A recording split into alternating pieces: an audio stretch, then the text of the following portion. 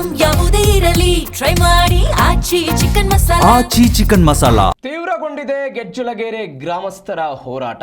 ನಗರಸಭೆ ಬಜೆಟ್ನ ಕರಡು ಪ್ರತಿಯನ್ನು ಸುಟ್ಟು ಆಕ್ರೋಶ ಹೊರಹಾಕಿದ್ದಾರೆ. ನಗರಸಭೆಗೆ ಸೇರ್ಪಡೆ ವಿರೋಧಿಸಿ ಪ್ರತಿಭಟನೆ ಇದು. ಕಳೆದ 75 ದಿನಗಳಿಂದ ಈ ಗ್ರಾಮಸ್ಥರ ಪ್ರತಿಭಟನೆ. ಎಚ್ ಡಿ ಕುಮಾರಸ್ವಾಮಿ ಅವರೆಲ್ಲ ಹೋಗಿದ್ರು ಪ್ರತಿಭಟನೆಗೆ, ಕೈ ಜೋಡಿಸಿದ್ರು.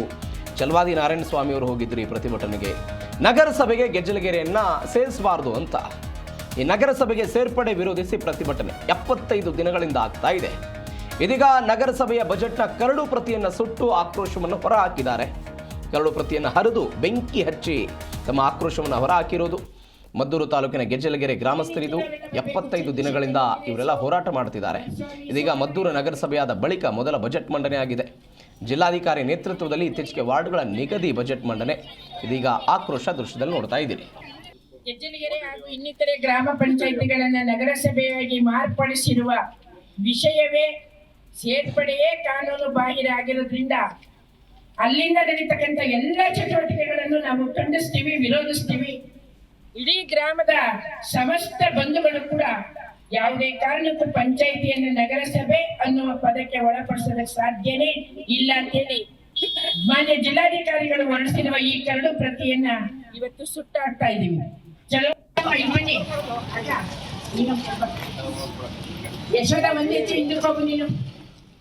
ಈ ಬಗ್ಗೆ ಹೆಚ್ಚಿನ ಡೀಟೇಲ್ಸ್ ಕೊಡ್ತಾರೆ ನಮ್ಮ ಮಂಡ್ಯ ಪ್ರತಿನಿಧಿ ಲಾರಾ ಪ್ರಸನ್ನ ಫೋನ್ ಸಂಪರ್ಕದಲ್ಲಿದ್ದಾರೆ. ಲಾರಾ ಪ್ರಸನ್ನ, ಈ ಗೆಜ್ಜಲಗೆರೆ ಗ್ರಾಮಸ್ಥರ ಹೋರಾಟ ಅನೇಕ ದಿನಗಳಿಂದ ನಡೀತಾ ಇದೆ. ಅನೇಕ ರಾಜಕೀಯ ನಾಯಕರು ಕೂಡ ಇದರಲ್ಲಿ ಭಾಗವಹಿಸಿದ್ದನ್ನು ನೋಡಿದ್ದೀವಿ.